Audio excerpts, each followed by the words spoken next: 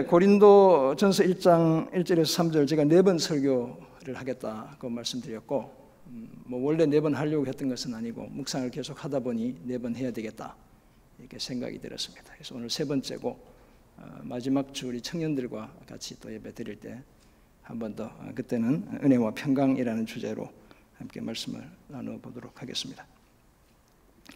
오늘은 거룩의 3가지 특성, 거룩이라는 관점에서 오늘 본문을 함께 생각하고 거룩에 어떤 특성이 있는지를 함께 은혜 나누고 또 거룩해지기로 다짐하는 그런 시간 되기 바랍니다. 조직신학에서 하나님의 속성 또는 성품을 크게 2가지로 나누죠. 그래서 우리가 이제 제가 신학교 다닐 때는 비공유적 속성, 공유적 속성 이렇게 배웠어요. 그래서 incommunicable이라는 말을 쓰고 communicable이라는 말을 쓰는데, 달라스 신학교에서 배울 때는 하나님의 위대하심, 하나님의 선하심 이렇게 2가지로 나누어서 가르쳐 주셨어요. 하나님만 소유할 수 있는 그 속성을 비공유적 속성이라고 하죠. 예를 들어 하나님은 피조물들과는 달리 자존하시죠. 이것은 인디펜던트하다 이렇게 이야기합니다. 불변하시죠. unchangeable. 주님은 변하지 않습니다. 영원하시죠. eternal하다고 이야기하죠. 전지하다고 말씀합니다. 조금 어려운 영어인데 omniscient하다고 이렇게 이야기해요. 편재는 omnipresent하다 이렇게 말하고, 전능은 omnipotent하다 이렇게 이야기합니다. 그리고 또 다른 하나님만이 갖고 있는 특성이 단순성이에요. 이건 심플하다. 그래서 영어 명사로 표현하면 unity, 이게 하나님만이 소유할 수 있는 분리되지 않는 하나님의 속성이다 이렇게 이야기합니다. 이것들은 다 우리가 공유할 수 없는 그런 비공유적 속성에 해당하죠. 하나님의 탁월하심, 위대하심을 나타내는 겁니다. 거기에 반해 하나님의 지혜, 하나님의 미쁘심, 하나님의 사랑, 하나님의 자비, 거룩, 평화, 질서, 정의, 공의, 질투, 분노 등은 하나님의 형상을 따라 지음받은 우리 인간들도 가진 그런 특성이죠. 그래서 공유적 속성이다 이렇게 말하는 겁니다. 그 중에 하나가 바로 오늘 주제가 되는 거룩입니다. 특히 우리 하나님은 삼중적으로 거룩하신 분이죠. 그래서 이사야 6장, 그다음에 계시록 4장에 보면 스랍들이, 내 생물들이 거룩하다, 거룩하다, 거룩하다. 삼중적으로 하나님의 거룩을 노래하고 있죠. 그렇다면 이 거룩은 원래 하나님께 전적으로 속한 것이었지만 우리 하나님이 하나님 자신의 형상을 따라 지음받은 인간에게 나누어 주신 속성입니다. 그래서 이것은 공유적, 함께 공유하는 속성이 된 것이죠. 그래서 하나님은 자기 백성들을 향해 내가 거룩하니 너희도 거룩할지어다. 하나님의 엄중한 요청이죠. 내가 거룩한 만큼 너희도 거룩해야 한다. 이게 하나님이 우리에게 주시는 명령인 것입니다. 성경에서 거룩에 대한 하나님의 요구는 단 한순간도 포기된 적이 없습니다. 하나님은 이 고집을 꺾지 않으십니다.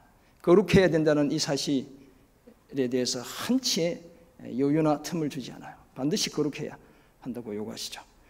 가나안 땅에 거주하던 이방 민족을 진멸하신 것도, 그 땅에 살아가던 자기 백성이 다른 나라들의 강대국의 포로가 되게 하신 것도 또 하나님의 거룩에 대한 요구 때문이죠. 심지어 하나님의 아들, 외아들이신 예수님이 십자가에서 죽게 된 것도 다 이 거룩에 대한 하나님의 요구 때문입니다. 이 요구는 집요한 것이죠. 그리고 엄중했습니다. 하나님 자신이 죽어야만 이 요구를 만족시킬 수 있는 것이죠. 하지만 범죄한 아담의 후손으로 살아가는 인간은 근본적으로 하나님의 이 요구를 만족시킬 수 없는 존재입니다. 처음 가졌던 하나님의 그 형상이 거의 다 훼손되었기 때문에 그렇습니다. 그래서 우리는 늘 하나님이 정해 두신 관역을 벗어난 채 살았죠. 죄를 짓고 살았어요. 그럼 거룩과 분리된 채 산 겁니다. 교만과 탐욕과 불순종과 불신앙의 죄를 일삼았죠. 그래서 칼빈은 이런 우리를 전적으로 타락한 존재, 아무런 소망이 없는 존재라고 정의하는 것입니다. 이런 저와 여러분의 인류의 회복을 위해서는 하나님의 특단의 조처가 필요했습니다. 그 조처가 바로 하나님의 외아들 예수 그리스도가 인간이 되시고 인간이 되신 예수님이 십자가에서 대속의 죽임을 당하는 것입니다. 의와 거룩에 대한 하나님의 모든 요구를 만족시키기 위해 반드시 예수님이 죄가 없으신 그분이 온 인류의 죄를 지고 수치와 고통 속에서 우리 대신 죽으셔야만 했습니다. 이것 외에 우리가 잃어버린 거룩을 되찾을 길이 없기 때문에 그렇습니다. 오늘 고린도전서를 기록하고 있는, 기록은 바울이 안 했을 가능성도 많지만 써보내고 있는 사도 바울은 누구보다도 이 사실을 잘 알고 있었습니다. 그래서 고린도에 있는 하나님의 교회를 그리스도 예수 안에서 거룩하여지고 성도라 부르심을 받은 자들이라고 지칭하죠. 여기 두 번이나 거룩이라는 용어를 반복하고 있어요. 죄인들도 예수 그리스도 안에서 거룩해질 수 있음을 확신했던 것이죠. 그래서 고린도 교회의 사람들을 성도, 거룩한 무리라고 불렀던 것입니다.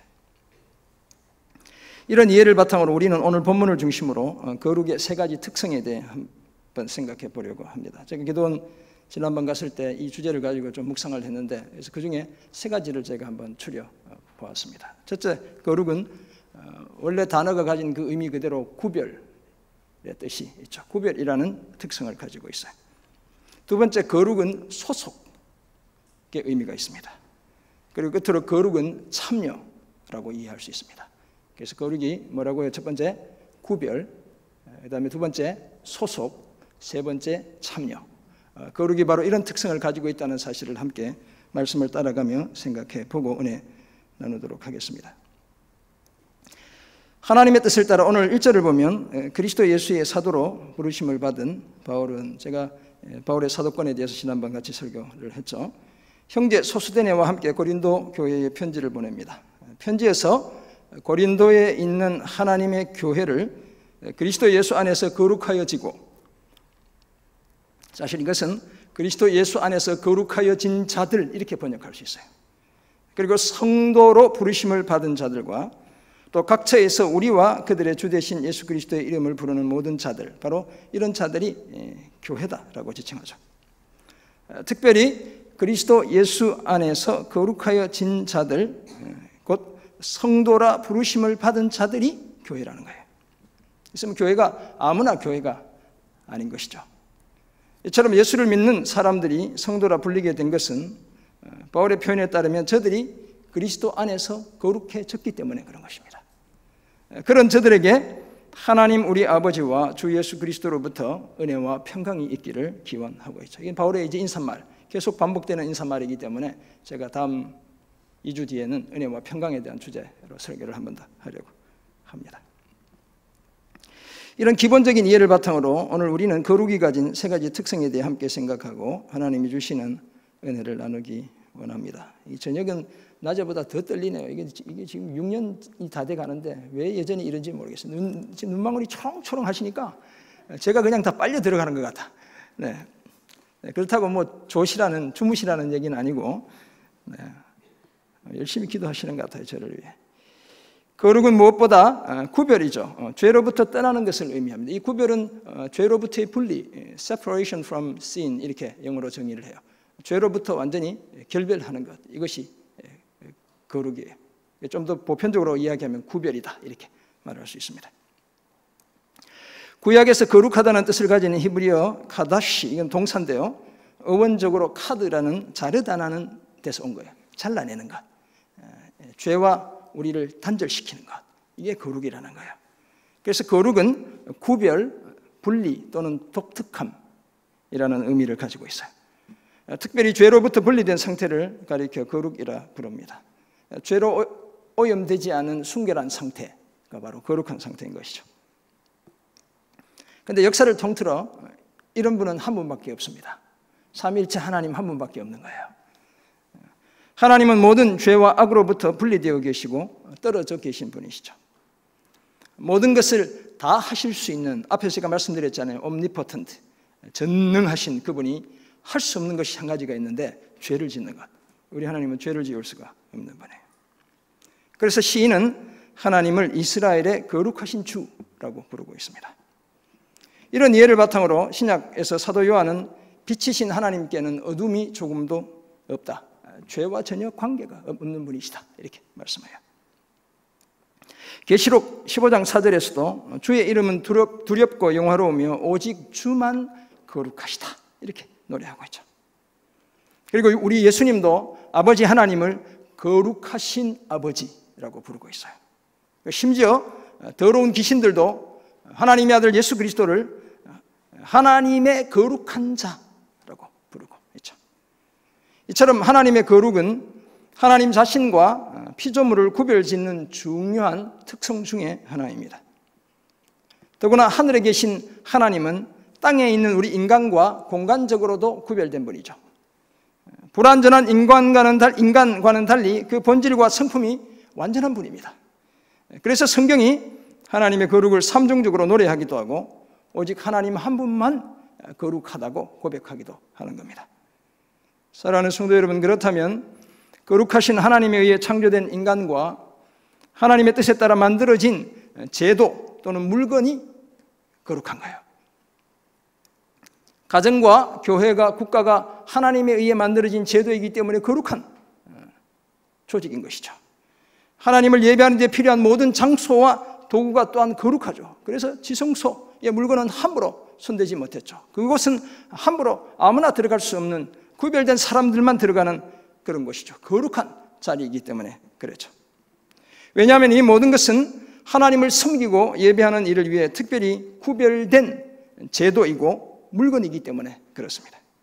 따라서 거룩하신 하나님을 모시고 사는 우리가 힘써야 할 삶도 그렇다면 거룩한 삶이고 구별된 삶인 것이죠. 이 구별은 편견이나 독선이나 영적인 우월감이나 집단 이기주의나 배타주의를 말하지 않습니다.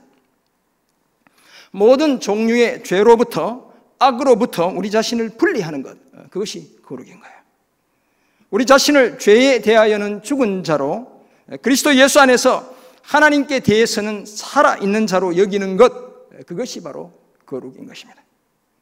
더구나 우리는 이미 주 예수 그리스도의 이름과 우리 하나님의 성령 안에서 씻음과 거룩함과 의롭다 하심을 받은 자들이에요. 이런 우리가 하나님의 나라의 유업을 받기 위해 피해야 할 일이 있죠. 음행을 피하고 우상숭배, 간음, 탐색, 남색, 도둑질, 탐욕, 술취함, 모욕, 속여 빼앗기 피해야 한다고 말씀하고 있죠. 이런 죄에서 떠나는 것이 거룩이기 때문에 그렇습니다. 우리가 기도원에 들어가고 골방에 갇혀 지내며 세상과 담을 높이 쌓는 것, 그것이 거룩의 전부가 아닙니다. 오히려 세상 속에 살면서도 세상의 가치와 세상의 방식에 휘둘리지 않는 것이 거룩인 거예요. 모든 사람이 돈과 명예와 쾌락에 미쳐 돌아가도 그런 시류에 편승하지 않는 것, 그것이 거룩입니다. 더구나 거룩하신 하나님은 자기 백성들도 거룩하기를 기대하고 계신 분이죠. 그렇다면 그리스도 예수 안에서 거룩하여진 우리가 살아야 할 삶은 명확합니다. 생각과 말과 행동에서 확실히 불신자와 구별된 삶을 힘쓰는 것이죠. 예수를 주로 받은 자답게 땅의 것이 아니라 위의 것을 생각하며 사는 겁니다. 그리스도를 위해 오해받고 손해보는 것도 참을 수 있어야 하죠. 그러면서도 사랑하고 섬기는 일엔 누구보다 앞장서야 합니다. 이런 구별된 삶을 통해 그리스도 예수 안에서 거룩하여진 자답게 살아가는 우리 모두가 되길 주님의 이름으로 축원합니다. 아멘. 거룩의 두 번째 특성, 우리 강사분들을 모셔서 재미있게 설교를 해야 되는데 저는 맨날 이렇게 비슷한 방식으로 설교를 하니 조금 힘들긴 하시죠? 네, 아니라고 하는 분도 계시고, 네. 그래서 제가 이렇게 외부 강사를 자꾸 모시는 거예요. 저는 막 우습고 즐겁게 하는 게 이게 체질적으로 안 돼. 네. 아무리 해보려고 해도 안 돼. 네. 네. 그래서 우리 박화성 목사님도 조만간에 한번 모시도록 하겠습니다. 거룩의 두 번째 특성으로 거룩은 소속입니다. 성경이 말하는 거룩은 고행이나 심신의 수양을 통해 얻을 수 있는 것이 아닙니다. 우리가 좀 착각하고 있죠. 연습하면 되는 것으로. 선한 일을 힘쓰고 배려하고 희생하는 삶을 실천하고 경건한 삶을 연습한다고 해서 거룩의 자격을 얻는 것 또한 아닙니다. 무엇보다도 우리가 누구에게 속했고 어디에 속했는지에 따라 우리의 거룩이 결정되기 때문에 그렇습니다. 그러므로 우리가 거룩하기 위해서는 반드시 그 첫 단추를 제대로 끼워야 하는데 그것이 바로 우리 하나님께 소속되는 것입니다. 우리는 이 사실을 오늘 본문 2절에서 또 발견할 수 있습니다. 고린도에 있는 하나님의 교회, 곧 그리스도 예수 안에서 거룩하여지고 성도라 부르심을 받은 자들과 또 각처에서 우리의 주, 곧 그들과 우리의 주 되신 예수 그리스도의 이름을 부르는 모든 자들에게, 이 말씀을 가만히 들여다보면 그리스도 예수 안에서 거룩하여진 자들, 제가 앞에서 말씀드렸죠. 이것은 거룩하여진 자들이 교회다, 이렇게 볼 수 있죠. 그리스도 예수 안에서 거룩하여진 자들을 하나님의 교회라 부르고 있죠. 그리고 하나님에 의해 세상으로부터 부르심을 받은 자들이 거룩한 무리, 성도들이라고 말씀하고 있어요. 그들이 또한 교회인 것이죠. 그렇다면 거룩하여지기 위해서는 어떻게 해야 돼요? 예수 그리스도 안에 있어야 하는 거예요. 거룩하신 하나님에 의해 부르심을 받아야 되는 것입니다. 우리 힘으로 되는 것이 아니죠. 그래야 성도, 곧 거룩한 무리가 될 수 있습니다. 우리의 소속을 바꾸어야 거룩하게 된다는 거예요. 세상에 속했던 우리가 어디에 속해야 돼요? 누구에게 속해야 되죠? 그리스도와 하나님께 속해야 하는 겁니다. 그리스도 안에서 거룩하게 되는 이 절차에는 예외가 없습니다. 오직 하나님의 아들 예수 그리스도의 피만이 우리를 모든 죄에서 깨끗하게 할 수 있기 때문에 그렇습니다. 그러므로 그리스도의 피에 대속의 효력이 유효하기 위해서는 누구든지 당연히 그리스도를 믿어야 되겠죠. 그건 뭘 얘기하는 겁니까? 소속을 완전히 바꾸는 것을 의미합니다. 더구나 죄로 오염된 우리는 하나님께 속하지 않고서는 그 죄의 그늘에서 벗어날 수 없습니다. 그래서 우리는 찬송가 252장을 부르며 우리의 신앙을 고백하죠. 우리가 잘 아는 찬양이죠. 나의 죄를 씻기는 뭐밖에 없다고요? 예수의 피밖에 없네. 다시 정케하기는 뭐밖에 없다고요? 예수의 피밖에 없네. 3절 가면 나의 죄 속하기는 뭐밖에 없어요? 예수의 피밖에 없대요. 나는 공로 없으니 예수의 피밖에 없다고 우리는 찬양을 통해 우리의 신앙을 고백하고 있는 것이죠. 사랑하는 성도 여러분, 사도 요한의 표현에 따르면 우리는 이미 거룩하신 하나님께 속한 자들입니다. 너희는 하나님께 속하였고, 이렇게 말씀하고 있죠. 6절에 가도 또 한 번 더 그 사실을 말씀해요. 이 속했다는 말은 하나님으로부터 말미암았다. 원어를 보면 우리가 하나님으로부터 말미암은 존재들이다, 이렇게 이야기하고 있어요. 우리의 부르심 자체가 전적으로 하나님의 뜻에 따른 것이기 때문에 그렇습니다. 따라서 우리는 더 이상 세상에 속한 자들이 아니고 세상에 있는 그 어떤 존재보다 더 크신 하나님께 속한 자들이죠. 또한 그 하나님 때문에 사도 요한의 표현에 따르면 적그리스도의 영과 세상에 있는 거짓 선지자들을 이긴 자들이 우리라고 말씀하고 있어요. 더구나 바울은 우리 모두를 예수 믿고 우리 모두가 예수 믿고 하나님께 속하게 된 순간부터 예수 그리스도로 옷 입은 자들이라고 말씀하고 있어요. 이제 그러므로 의와 거룩은 우리 옷에 붙어있는 레이블, 라떼르, 레베르처럼 그렇게 우리에게 붙어있는 것이죠. 또한 우리가 전에는 어둠이었지만 이제는 주 안에서 빛이 된 자들이죠. 따라서 빛의 자녀처럼 행해야 합니다. 더구나 빛의 열매는 사도 바울의 표현에 따르면 모든 착함, 의로움, 진실함이 있습니다. 거기다 우리는 하나님을 두려워하는 중에 거룩함을 온전히 이루어 육과 영의 온갖 더러운 것에서 자신을 깨끗하게 해야 합니다. 히브리서 저자는 하나님이 사랑하시는 자를 특별히 징계하시기도 하신다고 말씀하고 있는데 그 이유가 우리의 유익을 위하여 그 하나님의 거룩하심에 참여하게 하기 위한 것이다 라고 말씀하고 있죠. 이런 우리를 향해 히브리서 12장 14절을 보면 모든 사람과 더불어 화평함과 뭘 따르라고요? 거룩함을 따르라. 이것이 없이는 아무도 주를 보지 못하리라 라고 말씀하고 있죠. 화평과 거룩함을 믿음의 여정 내내 포기하지 않아야 마침내 주를 보게 된다고 말씀하고 있습니다. 이것이 가능하기 위해 우리는 소속을 분명히 해야 합니다. 늘 예수 그리스도 안에 있어야 하고 하나님께 속해야 합니다. 하나님을 향한 진정한 헌신 속에서 늘 우리가 예수 그리스도와 하나님께 속했다는 사실을 분명히 해야 합니다. 그래야 우리의 거룩을 지켜낼 수 있습니다. 예수 그리스도 안에 있고 하나님께 속해 거룩해질 뿐 아니라 삶에서 늘 거룩을 연습하며 살아가는 우리 모두가 되길 주님의 이름으로 축원합니다. 아멘. 거룩의 마지막 특성, 거룩의 첫 번째 특성은 뭐라고 그랬습니까? 구별이고, 두 번째는 소속이고, 세 번째는 참여입니다. 영국 성공회 주교 출신인 로완 윌리엄스, 제가 이제 계속 이분 소개하죠. 최근에 이분의 책을 3권 읽었기 때문에 그래요. 자신의 책 제자가 된다는 것에서 거룩함을 이렇게 정의하고 있습니다. 아주 멋지게 정의를 내리고 있어요. 거룩함은 쓰레기와 고통으로 가득한 인간 본성 가운데로 예수께서 뚫고 들어오시는 일이다. 제가 이 구절을 읽는데 휠이 확 꽂혔어요. 그래서 거룩을 주제로 설교를 한번 해야 되겠다, 이런 결심을 굳게 하게 된 거예요. 거룩함은 쓰레기와 고통으로 가득한 인간 본성 가운데로 예수께서 뚫고 들어오시는 일이다. 이게 거룩이라는 거예요.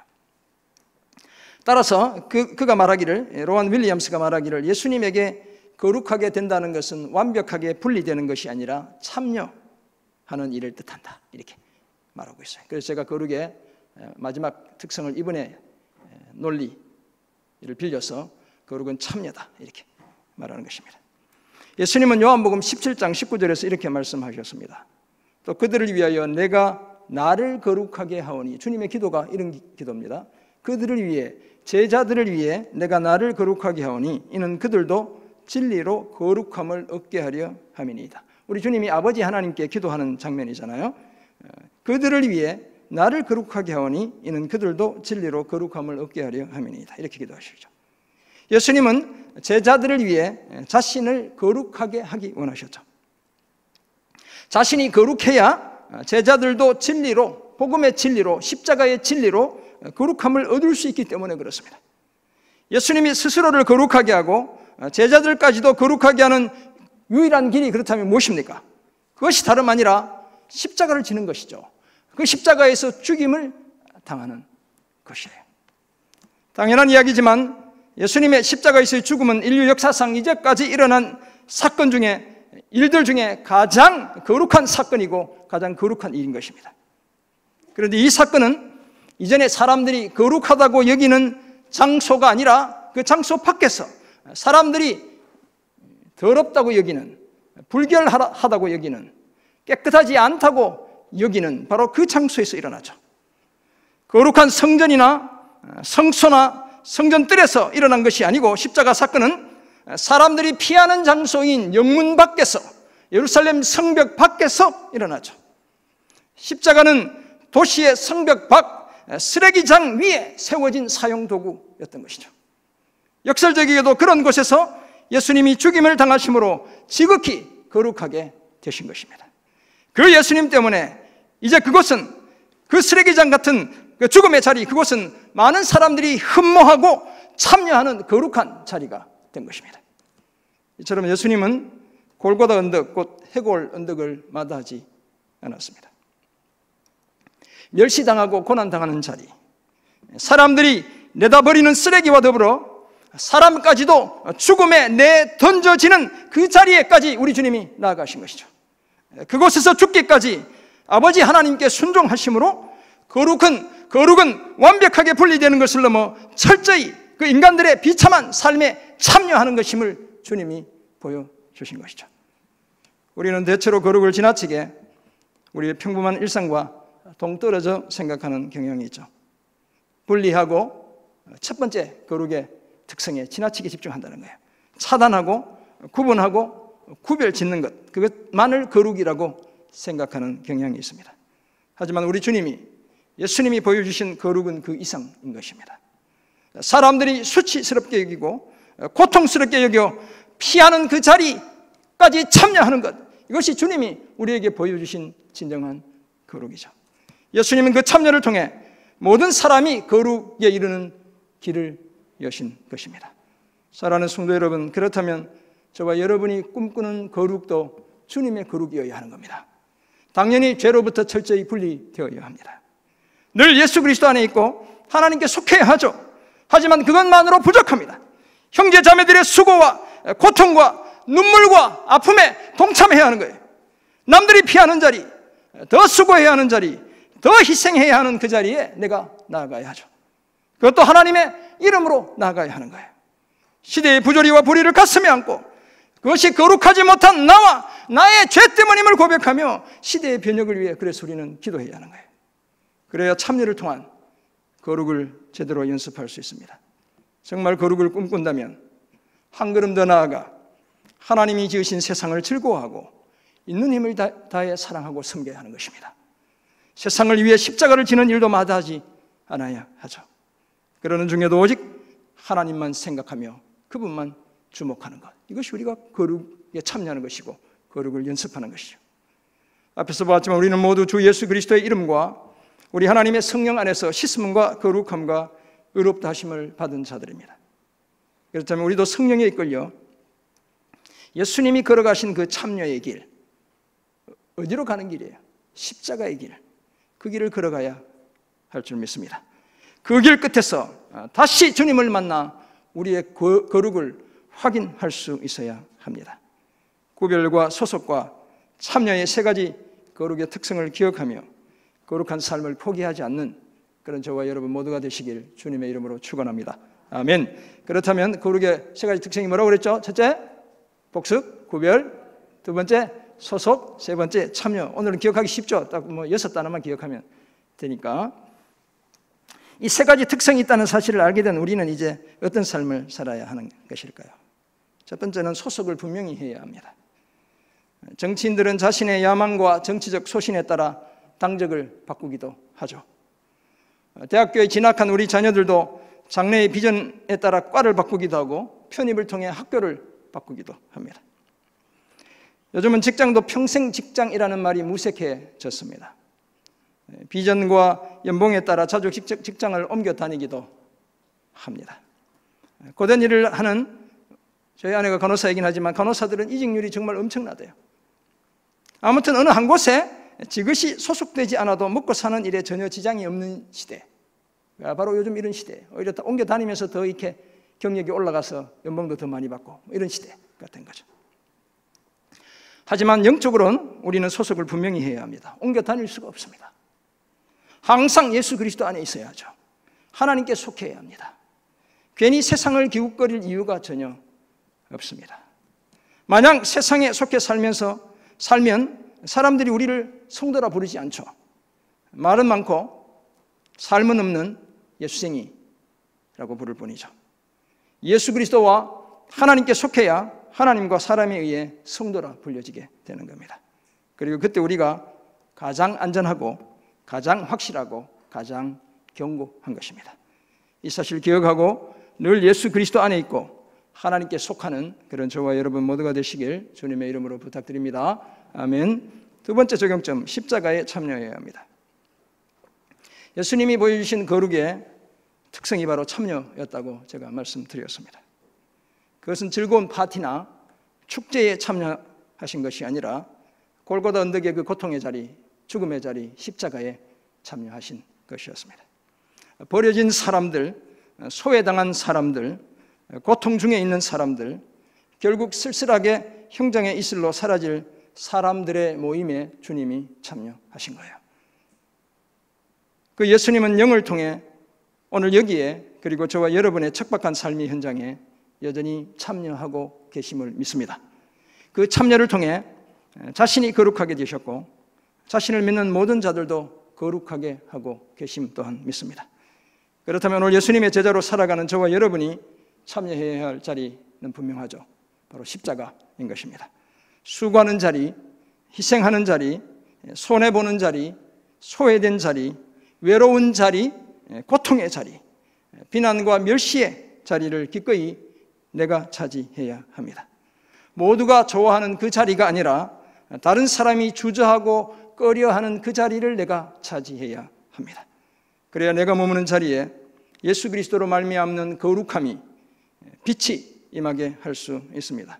오직 그리스도의 복음과 그리스도의 교회가 이 시대의 진정한 소망임을 나타낼 수 있습니다. 십자가에 참여해 우리 삶을 그리스도로 말미암은 거룩함으로 채색해가는, 아름답게 물들여가는 그런 저와 여러분 모두가 되시길 주님의 이름으로 부탁드립니다. 아멘. 코로나와 같은 바이러스로 인한 전염병에 걸린 환자들을 치료하는 특수시설을 뭐라고 얘기해요? 우리 요즘 많이 들어본 음압병실, 저기 이제 음압병실의 그림이에요. 그림이 작아서 잘 안 보이실 텐데, 환자를 외부 및 일반 환자들과 분리해 수용하고 치료하는 격리병실을 가리켜 음압병실이다, 이렇게 말하는 겁니다. 음압이라는 것은 대기의 압력보다 더 낮은 압력이라는 이런 뜻이잖아요. 이 음압이라는 말처럼 실내의 공기의 압력을 외부보다 낮춘 병실이기 때문에 오염된 공기가 외부로부터 빠져나가는 것을 일단 차단시켜주는 역할을 해요. 탈의용 공간인 전실, 이번 병실 전실 뭐 이렇게 얘기하기도 하고, 사람들이 치료하는 의료진들이 옷도 벗고 이렇게 하는 실을 전실이라고 한대요. 이 전문 용어들이 좀 어렵더라고요. 환자가 머무는 병실, 그리고 화장실까지 공기의 압력을 낮춥니다. 그래서 일반 대기보다 압력을 낮추고 그 차이를 이용해 그 실내의 공기가 흐르게 하는 거예요, 일정하게. 그런 과정을 통해 오염되지 않은 맑은 공기는 늘 유입되게 하고, 오염된 공기는 특수한 공기 정화 시설을 통해 정화한 다음에 밖으로 내보내는 곳, 그것이 바로 음압병실인 겁니다. 하나님의 성품 가운데 제가 설교하면서 그렇게 생각해 보았습니다. 이 거룩은 마치 음압병실의 역할을 한다고 생각해 보았습니다. 오염된 모든 물질을 정화해서 깨끗하게 만들어주는 과정이 바로 거룩이기 때문에 그렇습니다. 따라서 영적 음압병실과도 같은 거룩은 하나님 앞에 서는 그날까지 한순간도 그 작동을 멈출 수가 없습니다. 그리고 우리가 다 사는 거예요. 그래서 거룩하게 하는 십자가의 효력은 오늘도 계속 이어지고 있는 것입니다. 사랑하는 성도 여러분, 예수를 믿는 우리는 모두 그리스도 예수 안에서 거룩하여진 자들입니다. 하나님으로부터 성도라 부르심을 받은 자들이죠. 거기에다 하나님으로부터 거룩하도록 명령까지 받은 자들입니다. 그러므로 거룩한 하나님처럼 우리도 거룩해야 할 줄 믿습니다. 그러기 위해 세상과 구별되어야 하고, 그리스도 예수 안에서 하나님께 속해야 하고, 예수님과 함께 십자가에 참여해야 될 줄 믿습니다. 아울러 우리의 소속을 분명히 해야 하고 기꺼이 주님처럼 십자가를 져야 할 줄 믿습니다. 이런 삶을 힘써 한 걸음 더 거룩함에 다가서는 그런 저와 여러분 모두가 되시길 주님의 이름으로 축원합니다. 아멘. 기도하겠습니다.